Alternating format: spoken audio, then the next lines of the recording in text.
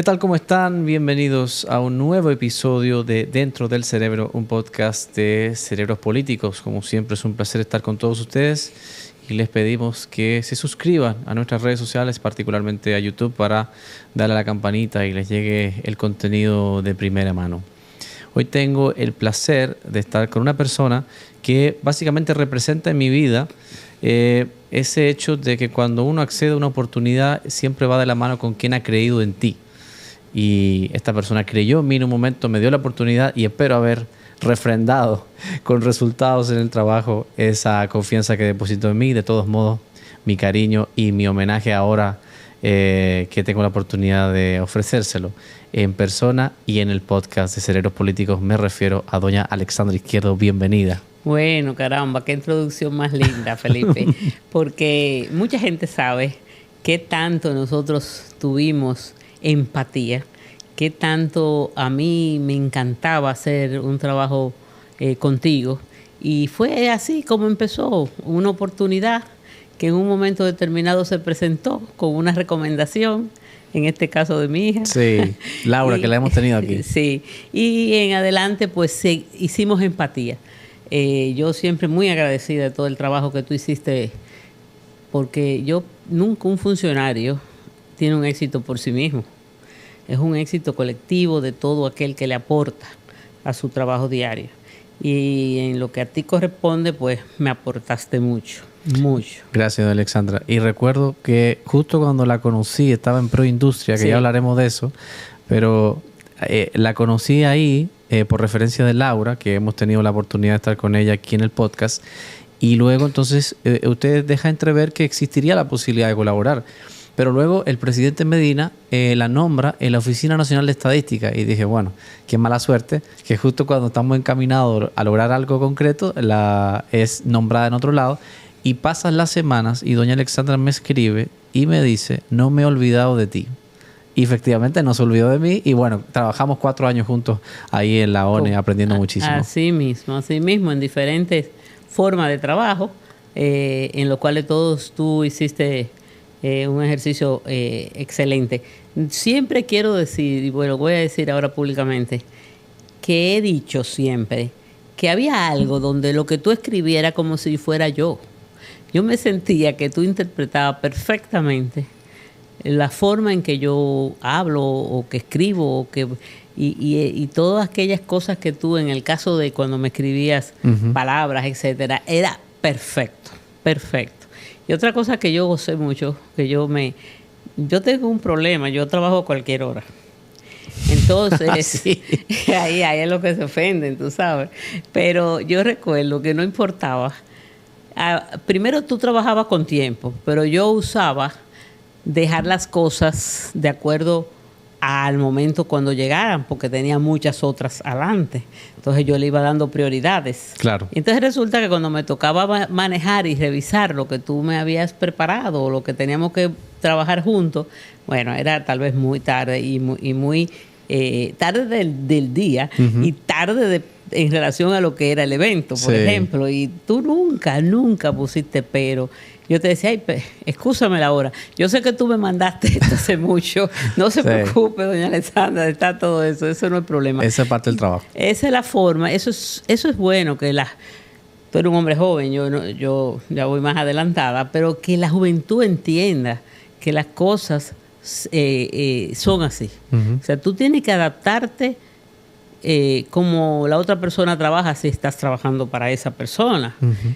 No, siempre como te digo, con respeto y nada de maltrato. Claro. Siempre y eso es muy importante, que uno entienda, bueno, si ese es el estilo, porque yo tuve una persona que cuando un día lo llamé un domingo en la noche, se molestó. Me dijo, estas no son horas para usted llamarme, no me olvida eso. Que dije, bueno, eso es lo que se llama un boche a un jefe. Sí. Esto no son horas para usted llamarme, yo a esta hora no estoy trabajando. así mismo. Creo que si tuviera que trabajar con el presidente actual, entiendo que él trabaja a cualquier hora. Hasta he oído más. eso. Sí, he de oído madrugada. eso. Así es. Entonces esa persona no está capaz, no tiene la preparación mental para trabajar con personas así. Así es, doña Alexandra. Y siempre recuerdo que al entrar al despacho, que hoy lo tiene en su oficina, era imponente ver cómo usted ha atravesado la historia de distintos presidentes. Ha vivido la época de Balaguer, la época del presidente Fernández y por supuesto la de Danilo Medina en el ejercicio del ejercicio público, ¿no? En distintas funciones. Pero quiero preguntarle de inmediato cómo fue que usted llega al doctor Joaquín Balaguer y cómo es, y qué bueno, que le entrega una responsabilidad tan importante como son las rentas internas. Bueno, realmente cosas extrañas, vamos a llamar. Yo estaba en un cargo público que fue Seguro San Rafael, pero estuve ahí. Actualmente Seguros Reservas. Reserva, correcto. Estuve ahí porque entraba dentro de lo que era mi rol profesional. O sea, el Seguro San Rafael, hoy Reserva, se rige por la ley privada de seguro, la misma que se rige todas las compañías de seguro. Entonces, el que era director de Corde, que era mi cliente por casualidad, me pide que maneje la San Rafael, haciendo las cosas un poco breves. Y yo, en principio, le dije que no era compatible, que eso era un conflicto de intereses, pero él me comentó que dejara a mi esposo y a mi hija en la empresa de corredores de seguro que teníamos, o que tenemos, ¿verdad? Y que, por favor, a ver si yo administraba Seguro San Rafael. En un principio yo no entendí que era posible, pero luego, yo era presidenta de la Asociación de Corredores en ese momento, recién electa. Y después simplemente renuncié a la asociación y cogí ese cargo. Ese cargo, mi primer cargo público, pues fui nombrada por el director de Corde, no por el presidente Balaguer. Hubo conflicto con el presidente del consejo. Ya en el término de 9 meses, yo preferí salir de Seguros San Rafael. En principio no me querían aceptar para nada la renuncia, pero por fin me entendieron y me aceptaron que yo salía, que fue una renuncia que yo hice al cargo. Pues yo simplemente continué siendo mi trabajo privado, que era corretaje de seguros. Yo formé la compañía Peña Izquierdo S.A. Creo que en ese momento tal vez tenía mi nombre, que se llamaba A. Izquierdo de Peña. Después ingresó mi esposo, Laura, que fue creciendo adentro de la compañía, con mucho criterio porque le gustaba.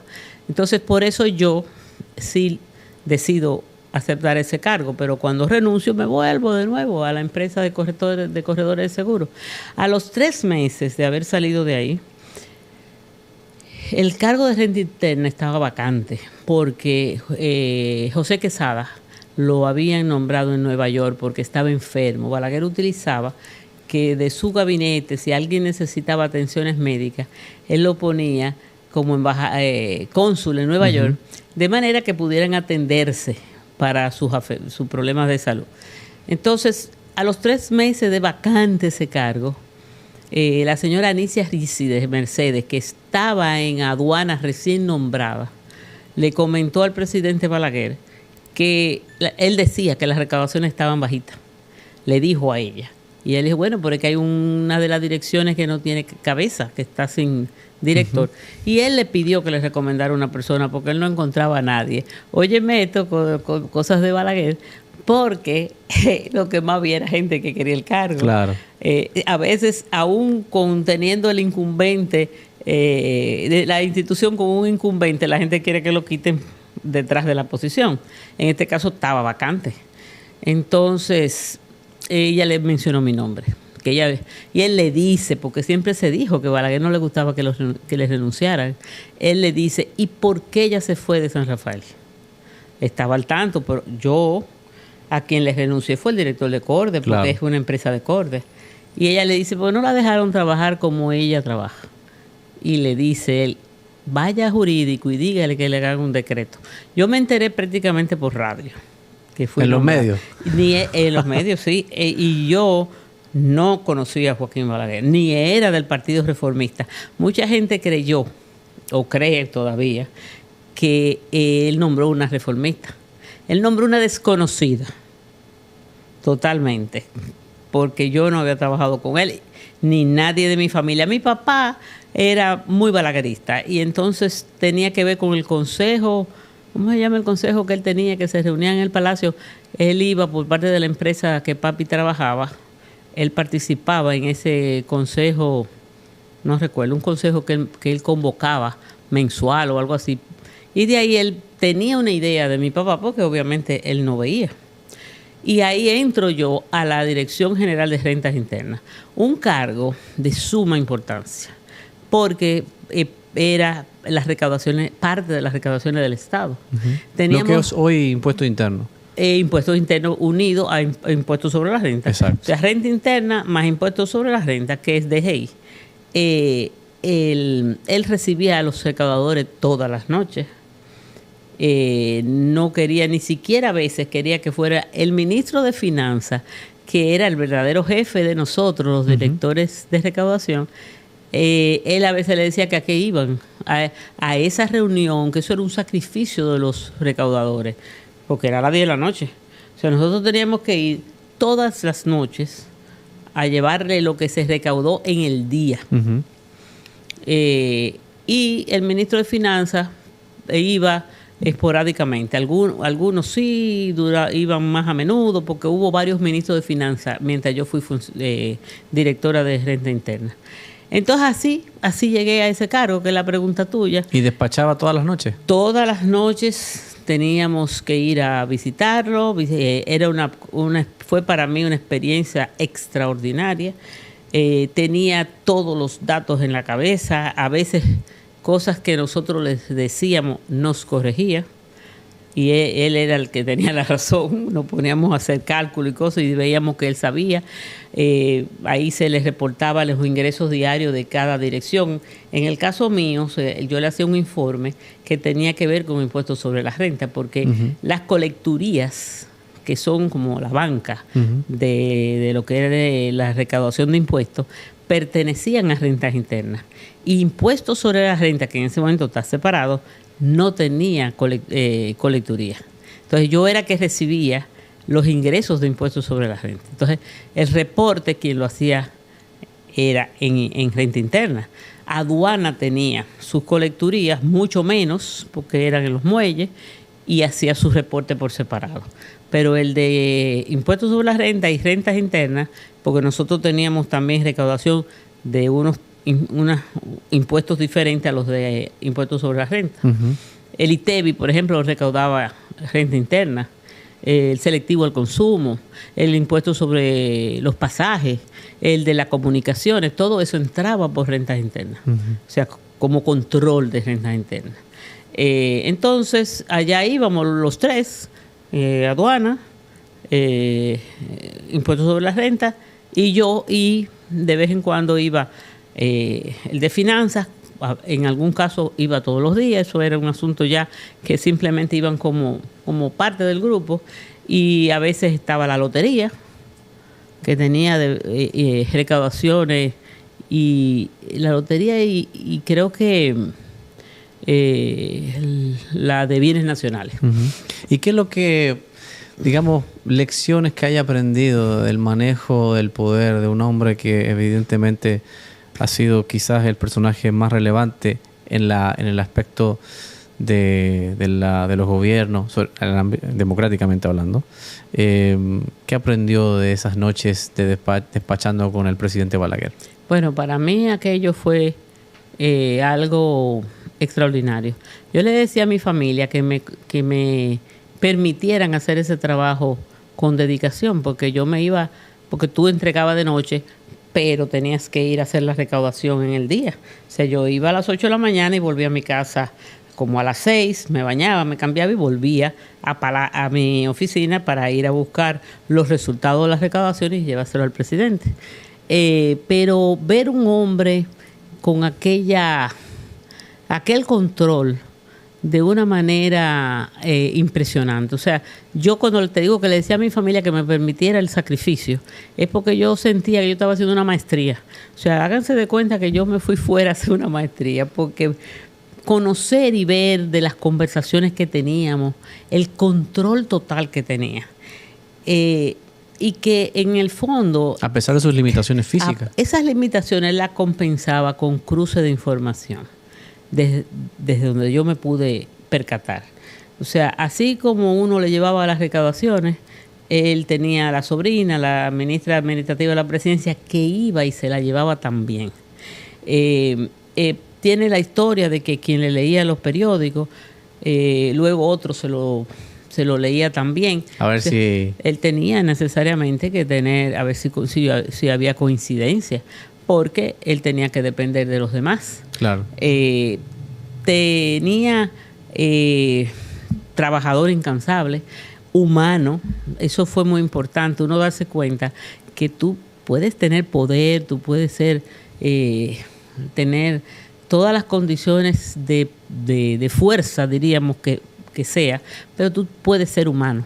O sea, él tenía expresiones hacia personas humildes de mucha humanidad, con los apartamentos, con la entrega, porque a veces uno estaba en ese tipo de discusiones con la gente de bienes nacionales, que si una persona quería o no quería un apartamento, pero que lo quería en el primer piso, como y quizá el funcionario lo decía como, oye, además de que le estamos dando un apartamento, tiene la ñoñería de que se lo den con alguna especialidad. Uh-huh. Y él decía, pero es que si yo pudiera, le doy el Palacio Nacional a esa persona.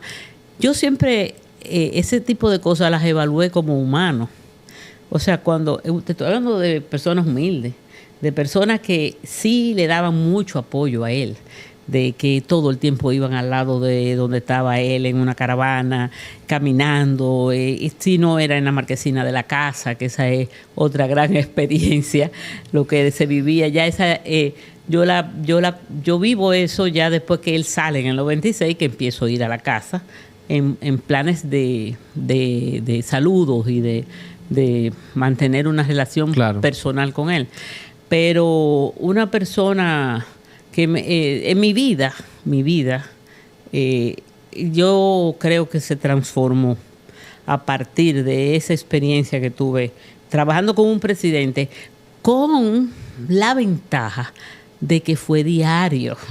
Fíjate que puede ser que ahora no, y en esa época también, había ministros que se pasaban tiempo sin ver al presidente, que necesitaban verlo y quizás nunca no lograban la cita.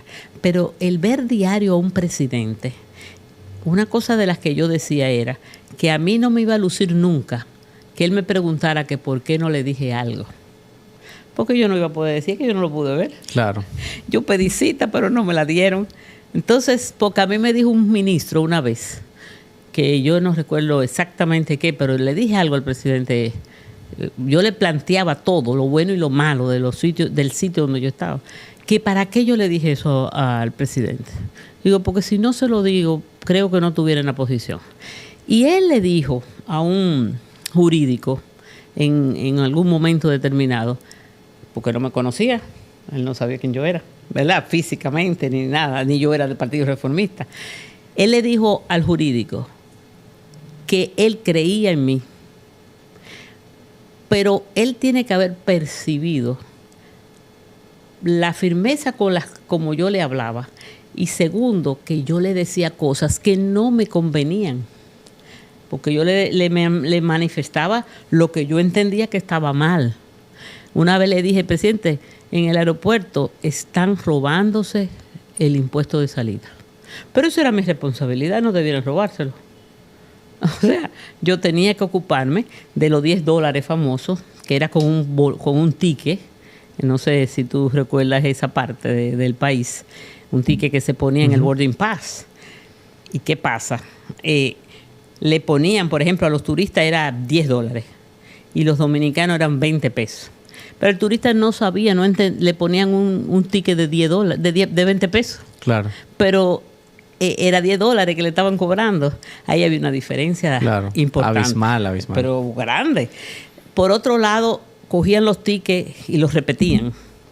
lo repetían y en vez de comprarle más tickets de renta interna, que eso es lo que se hacía. Lo vendían como si fuera uno. Lo despegaban de los boarding porque se lo ponían en el lugar que no era. Del boarding se dividía y había una parte que se quedaba en el país. Entonces, el ticket debía estar en la parte que se iba, claro, con el pasajero, pero lo ponían en el ticket que se quedaba, lo despegaban y volvían y lo vendían. Lo volvían y se lo ponían. Había un escape grande. Y yo se lo dije. A mí me cuenta una persona que fue y le dijo, pues, fue a contarle al presidente que eso estaba pasando en el aeropuerto. Y que para esa persona la sorpresa fue que le dijo, eso me dijo la directora, que yo se lo había dicho. Entonces, eso me fue ganando la credibilidad del presidente. Eso te hago ese cuento, pero quizás hay cosas... Miles, seguro. Miles y de mucho más, sí, envergadura. Y ahí fue donde se cambió el impuesto de salida a dólares. Porque yo le dije, presidente, usted prefiere, me acuerdo, 14 millones de pesos, creo que fue, o 7 millones de dólares. Vamos a poner todos esos tickets, vamos a poner todos esos impuestos de salida en dólares. Claro. Al otro día me llegó el decreto. Al otro día, pues yo se lo comenté en la noche, me llegó el decreto poniendo todo en dólares, que eso creó mucho ruido. Sí, porque decían que la moneda dominicana no era esa, que como iban a cobrar dólares. Pero a partir de ahí nadie quería ser inspector del aeropuerto. Sí, se estaba metiendo con interés. Se le quitó el incentivo. Dejó de ser atractivo. Y así un sinnúmero de cosas. De verdad que yo no tengo cómo, ¿qué te digo? Que agradecerle a Dios, porque yo no era política. A mí me puso Dios en esa posición. Y Anicia, que fue la que me recomendó, pero recomendar a una persona que no era política, ella era política. Porque ella era del partido. Ella tomó el riesgo y bueno. Y gracias a Dios, pues a partir de ahí, dice la gente que Balaguer hacía cosas así extrañas. Entonces después me quiso hacer regidora. Después que ya salimos del gobierno. Y me puso de regidora número 1 porque era por listado. Por listado. Y entonces en el 98 salí regidora. Antes de hablar de esa etapa, que a propósito de las recién pasadas elecciones municipales hay cosas interesantes ahí que discutir, ya que usted ha servido bajo la presidencia de Leonel Fernández y de Danilo Medina, hay muchas veces que hay un artista tan trascendental que uno ve los artistas de las siguientes décadas y dice, hay un poquito en este artista del nivel de influencia que tiene cierto cantante y demás. ¿Usted ve algo de Balaguer en los presidentes que le sucedieron? Es decir, fue el tal nivel de influencia política de la escuela, digamos, de cómo manejar el poder, ganar elección y mantenerse en el poder. ¿Usted ve un poquito de Balaguer en Leonel, en Danilo, en Luis Abinader, en Hipólito Mejía? Mira, yo no sé si por lo mucho que uno, porque nos pasa a muchos balagueristas, como fuimos tan, yo todavía digo que mi líder es Balaguer y que le agradeceré mientras yo viva todo lo que, como me respetó y me trató. Entonces eso mismo no deja de hacer que uno vea a Balaguer en muchas cosas. Y no hay duda que en ocasiones uno vio en Leonel o en Danilo actuaciones tipo Balaguer. Yo no trabajé con Hipólito, o sea que no puedo decirte que lo hice, que con Hipólito de lejos, así como ciudadana,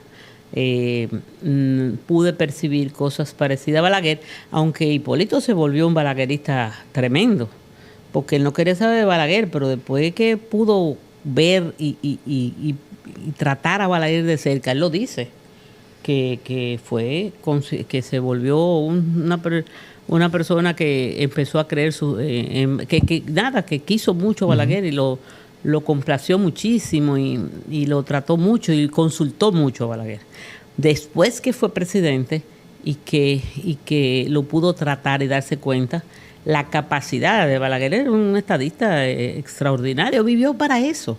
Las personas, yo llevé a personas internacionales de fuera y visitantes que me pedían, que querían conocer a Balaguer, y Balaguer me daba una cita para llevarlos, y déjame decirte, salían aquella persona ya en su casa, sin movilidad prácticamente, obviamente ciego, y todo el que yo pude llevar a reunirse con él, salía encantado, pero encantado por esa ¿qué diríamos? Toda esa recuerdos.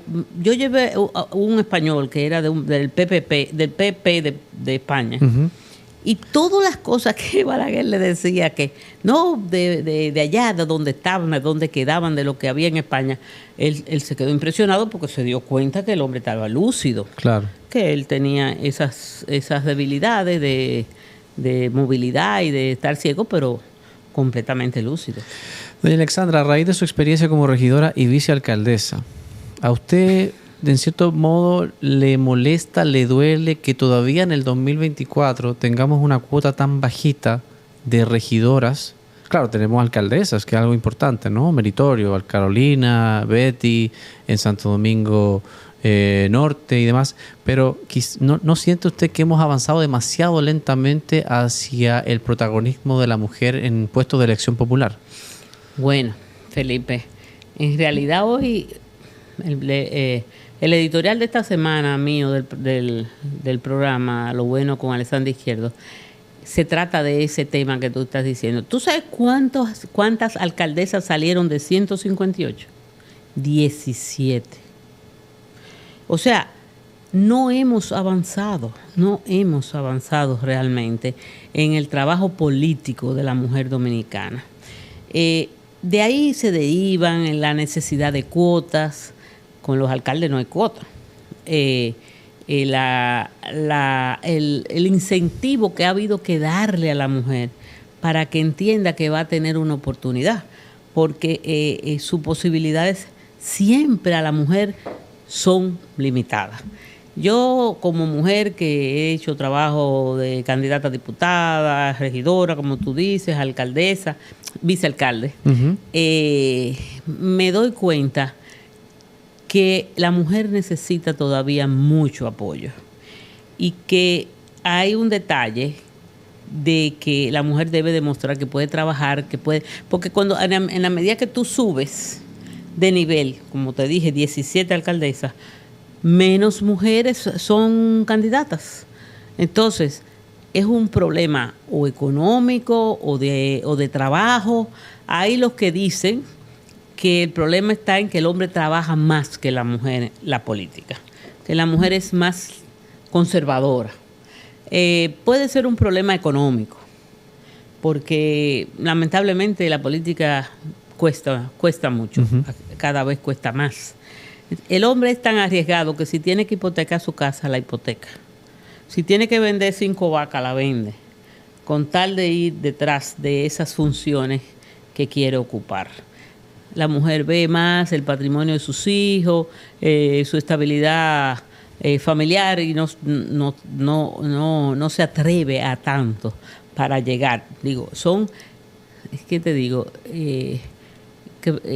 Pensamientos míos de cuál es el problema por el cual no llegamos a tener candidaturas de más nivel, que no sea ya de diputadas. Están viendo un poco más de juventud, muy bueno, mucha juventud, y mucho más candidatas a diputadas, porque ya la cuota anda por los 40 y tantos. Pero a la hora de votar, porque una cosa es tú estás en la boleta, ahí sí, ahí estamos, quedaron 40 y tantos % en la boleta de mujeres, pero cuando el elector, el que va a votar, no decide porque que yo tengo que ver si apoyo la cuota de la mujer. Déjame marcar una mujer. Vota por la mujer que vio trabajando. Entonces, ahí será que está el problema.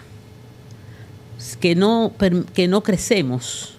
Porque yo no me excluyo. Yo no me he lanzado a ser alcalde. Ahora, tiene un tema de apoyo de los partidos. Yo he tenido una debilidad muy grande en mi carrera política. Y es que desde que yo inicié mi trabajo político, el Partido Reformista ha ido fue debilitándose. Sí. Tú sabes que es muy importante para los candidatos la fuerza de un buen partido y que a la vez ese partido te apoye. Claro. Para fines de que cuando hay algún problema... Su tiempo coincidió con un descenso del Partido Reformista en protagonismo. Yo empecé, hablando de política ya, empecé como regidora en el 98. Hice ese ejercicio de regidora, mi primer ejercicio, que ni siquiera me consideraba política en ese momento. Entré al Partido Reformista después de ser regidora. Eso es otro cuento que no mucha gente lo sabe. Cuando yo salí regidora, yo no era del Partido Reformista. Todavía no. No, Balaguer me puso de regidora en la lista del número 1. Y que cuando yo le dije a Guaro Ariganzo, que fue a quien le dije, usted sabe que yo no soy reformista, me dijo, no lo repita. No lo diga mucho. No lo repita porque ya yo era regidora. Va a haber problemas si no. Ya yo había ganado porque estaba en la número 1. Entonces, en el 99 hubo una asamblea que se eligieron nuevas autoridades y ahí Balaguer me puso en la comisión ejecutiva del partido de 50 miembros.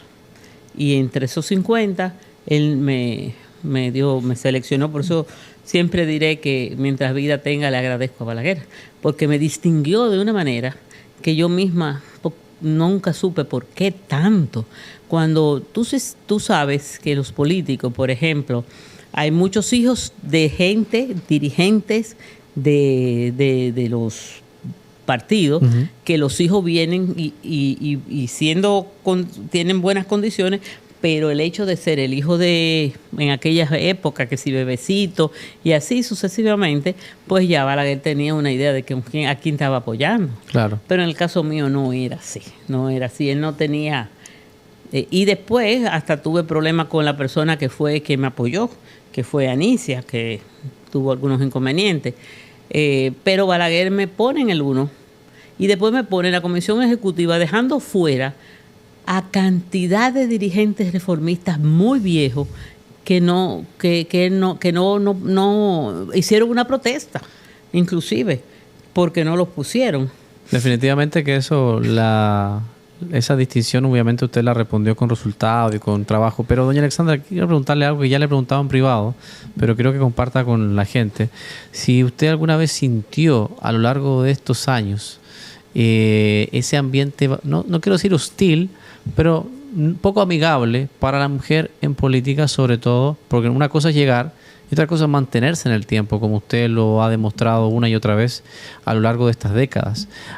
¿Notó esa resistencia al hecho puramente tal de que usted fuera mujer, que fuera distinguida por el presidente Balaguer, que fuera distinguida por el presidente Fernández, que fuera distinguida por el presidente Medina? ¿Tuvo consecuencias en eso en su vida? Mira, yo nunca, pero no quiero que eso parezca que es la generalidad, nunca he sentido ningún tipo de problema por ser mujer, de que yo no haya logrado cosas porque soy mujer. Yo creo que hay rechazos simplemente como se le hace rechazo al mismo hombre, porque no perteneces al grupo, porque no perteneces a ese equipo, y más después que Balaguer murió.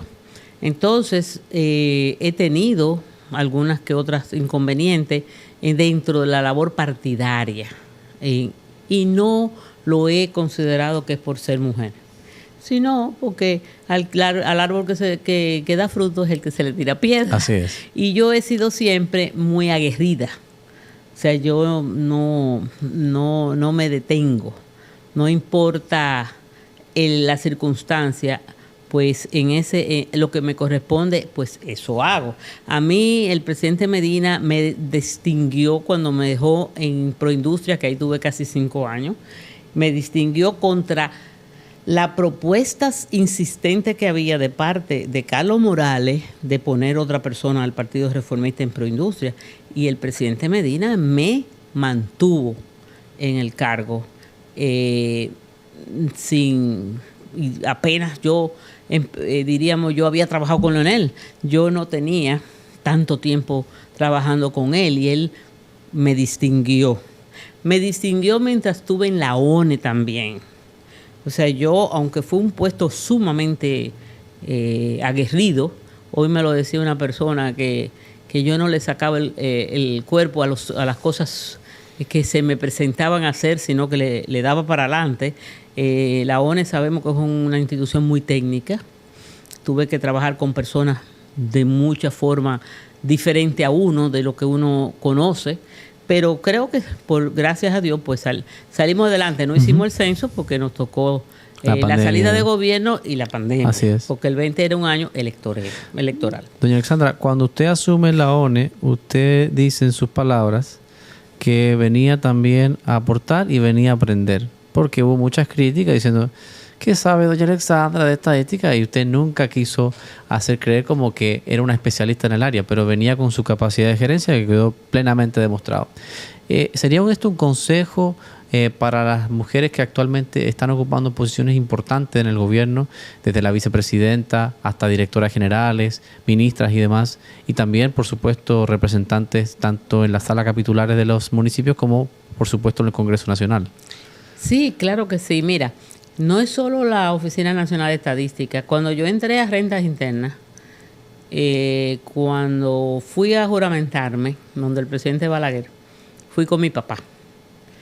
Porque te dije hace un rato que mi papá era muy balaguerista. Entonces le dije a papi que me acompañara y mi esposo. Pero le dije al presidente Balaguer antes de juramentarme: presidente, yo no me quiero juramentar sin que usted sepa que yo no sé nada de eso. Porque yo dije, tal vez le han dicho que mi currículum es otro, que yo conozco de lo que es impuesto, y meterte tú en algo que tu jefe piense que tú eres un experto y no lo eres, va a durar nada en ese lugar.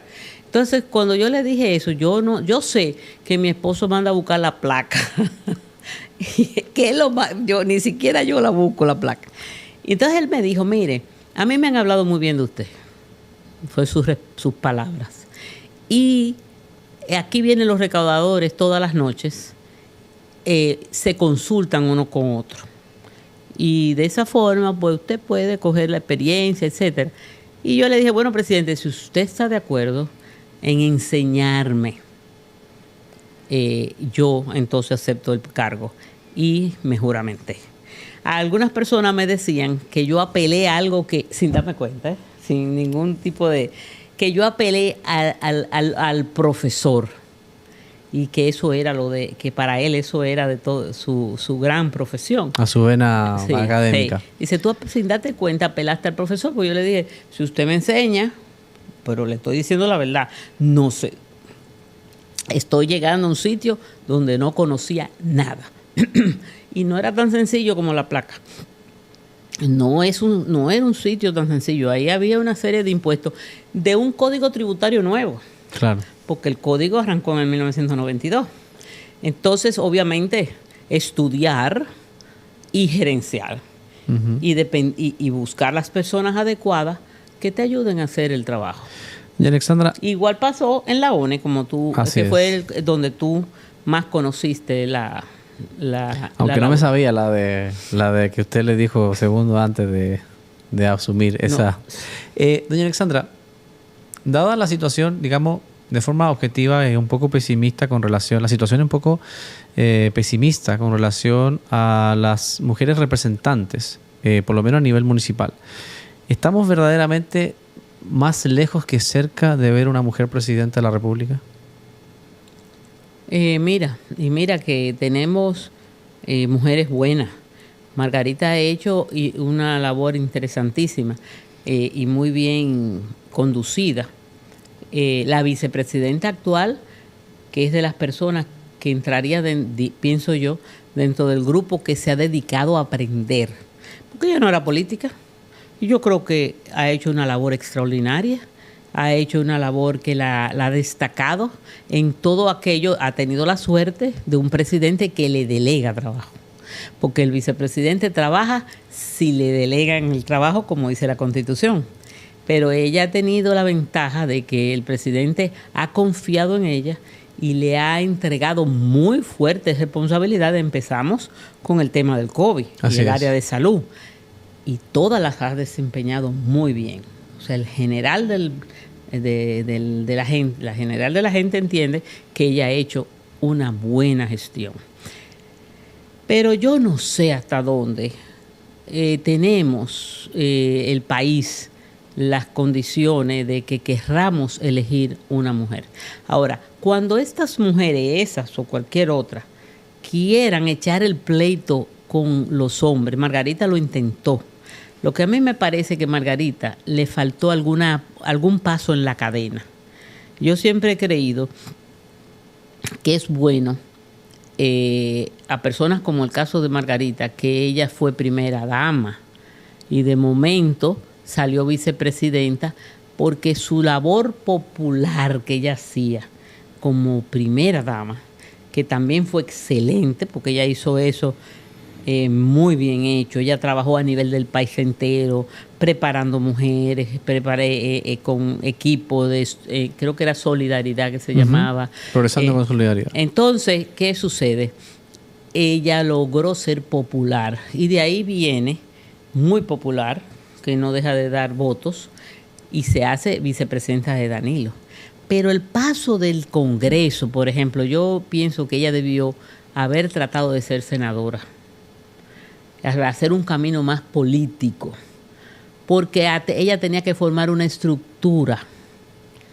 Tú sabes que sin estructura es difícil conseguir el voto. Por más popular o querido que sea. Exacto. Tú puedes tener que tú entraste a una actividad y los aplausos se fueron abajo, porque se destacó en el tema de todos esos cursos y enseñanzas que hizo a nivel nacional a la mujer para que se capacitara y pudiera vivir como madre soltera, que es una gran cantidad de mujeres. Entonces, que si le enseñaba a hacer champú, que si le enseñaba a hacer abono, es un programa muy lindo con apoyo de Naciones Unidas, creo que fue, bueno, de un organismo internacional, porque era que apoyaba económicamente. Pero de ahí es una estructura. Lo que hemos trabajado ya el aspecto de votos, de buscar votos, ese es un tema complicado. Eso es fajarse a buscar equipos leales, tener los recursos y lograr que todo eso te lleve la gente a votar. Así es. Tú haces tu trabajo, tú vas a programas de televisión, sacas afiches, todo lo que tú quieras, pero tienes que tener la estructura. Definitivamente. Que es lo que ahora mismo se dice mucho, que el Fuerza del Pueblo no tiene. Porque obviamente Leonel es el hombre con más experiencia política, 3 veces presidente. Pero como está en un partido nuevo, claro, eso ya se le ha dificultado un poquito más. Y obviamente, cuando vuelvo al tema de la mujer, Margarita, ¿quién hubiera dicho que quedaba en el lugar que quedó en las primarias internas de ese partido? O sea, yo nunca me imaginé de verdad que quedara tan lejos. Yo pensé que por lo menos un segundo lugar bueno, pero no un tercero muy lejano. Y es por la estructura, y lo decía la gente, el que sabe de política lo decía, Margarita no tiene estructura, porque le faltó el eslabón que yo estoy diciendo de hacer política a nivel de un senado, una diputada, y ella ha tenido el tiempo. Yo no sé si, pues todavía ya está a tiempo. Así todavía ya está a tiempo, ella puede trabajar en ese sentido, no olvidar la posibilidad de seguir adelante. La misma Raquel, dicen que pudiera ser que se entusiasme para fines de ir a buscar la presidencia, pero el tema es tú elegir un partido fuerte. Eso es muy importante. O sea, por ejemplo, el PRM no podemos negar, está en este momento en su mejor momento, ¿no? En su mejor momento. ¿Qué tú harías en el 28? Tú, por ejemplo, la vice. Yo hubiera sido Raquel, ni de vice me sigo ahora. Si ella tuviera aspiraciones políticas, no lo sabemos. Yo hubiera negociado la senaduría. Pero que sí tiene aspiraciones y se acaba de reelegir es Carolina. Bueno, pero con Carolina, el hecho de haberle el partido impuesto el tema municipal, tal vez no le favorece. Hay candidatos, ahí es donde venimos. Ella necesitaba tener una posición más administrativa a nivel nacional. Es que la alcaldía es del Distrito Nacional. No es nacional. Roberto Salcedo en un momento determinado pensó que él iba a ser presidente de la República, porque él calificaba, él daba números muy altos en las encuestas, pero eso no era a nivel del país. Él tenía más también porque fue artista, fue una persona pública. Uh-huh. Y eso le daba el conocimiento de que la gente sabía quién era Roberto. La política es muy rara, la política es difícil. Mira, Antonio, el senador del municipio Tavera. De Santo Domingo, sí. De Santo Domingo, sí. Cuando a él lo midieron, cuando empezó a ser candidato, le midieron que si lo conocían. A mí me dijeron una persona amiga que creo que le dio que un 3% de las personas conocían. ¿De nivel de conocimiento? No lo conocían. Y a mí me consta que él era un empresario muy del distrito, inclusive, porque él era de los dirigentes de Herrera. Y cuando yo vi que él entró dentro de él apoyaba al presidente Medina, por ejemplo, lo apoyaba porque él era del PLD. Y le dio mucho apoyo al presidente Medina. Pero cuando yo oí que él iba de candidato por el PRM, oye, me sorprendí que ganara, porque o no tenía competencia, porque eso pasa. Fíjate que hubo una ola. En ese momento perdió todo el PLDista. Sí. A mí me contaron que el senador que sustituyó a Charlie Mariotti, ese ni sabía dónde estaba el Congreso. Monteplata. El de Monteplata. Porque fue que se votó por todo el que no fuera del para PLD. Castigo. Entonces, en ese momento ayudó mucho a personas, como es el caso de Antonio, que entonces hizo un trabajo. Pero eso no puede ser el ejemplo que tú cojas para tú decir yo me voy a lanzar porque fulano le sucedió, logró esto. Ahora mismo, en este momento, cuando dijimos que el PRM está en su mejor momento, pasó con muchos alcaldes que no parecía que ganaban, como fue el caso del municipio norte, que se entendía que se ganaba Carlos. En el norte se pensaba que ganaba Carlos Guzmán y ganó Betty Jerónimo. Y así dicen que en Santiago, que si no era tan popular y tan José Ulises, eso yo no sé porque yo no estoy en Santiago. Pero ¿qué pasó? El PLD, el presidente Abinader les dio un apoyo a Dio. Ese es otro que también consiguió un apoyo extraordinario del presidente, que le pasó su fuerza a muchos candidatos. Entonces ahí es donde viene lo que yo te dije, es una combinación de cosas. Cuando tú logras conseguir el apoyo en una campaña del partido, en este caso hasta del presidente, son diferentes a cuando tú vas a la brava, tú solo, no importa todo lo que tú hagas ni todo lo que tú gastes, porque además, al final del final, muchas cosas pasan. Sí. Que ese tema de la venta de cédula, ese tema de comprar votos, de muchísimas formas que se hacen, que si la cadena, todo eso es el resultado del dinero. Porque yo voy de candidata, pero yo quisiera comprar cédulas, pero no es que me la van a dar a ver si yo después que salga le voy a compensar con algo. Con eso hay que buscar unos recursos. Y de verdad, ¿qué sucede? No podemos, los que somos políticos tenemos, no podemos ocultar eso. Lo de la compra de la cédula sucede. Yo dije los otros días que si, le pregunté a un entrevistado mío, que si no estaba de acuerdo a Pancho Álvarez, que si él no estaba de acuerdo que se obligara a votar, que el voto fuera obligatorio. Yo no recuerdo, él dice que el tú no votar es un derecho también. O sea que también, si no quieres ir a votar, tú tienes el derecho de no votar. La democracia es problemática. Pero es lo que funciona. Es lo que funciona. Sí, pero es problemática. Porque hay muchos países que el voto es obligatorio. Brasil, por ejemplo, es obligatorio. Ecuador, Paraguay.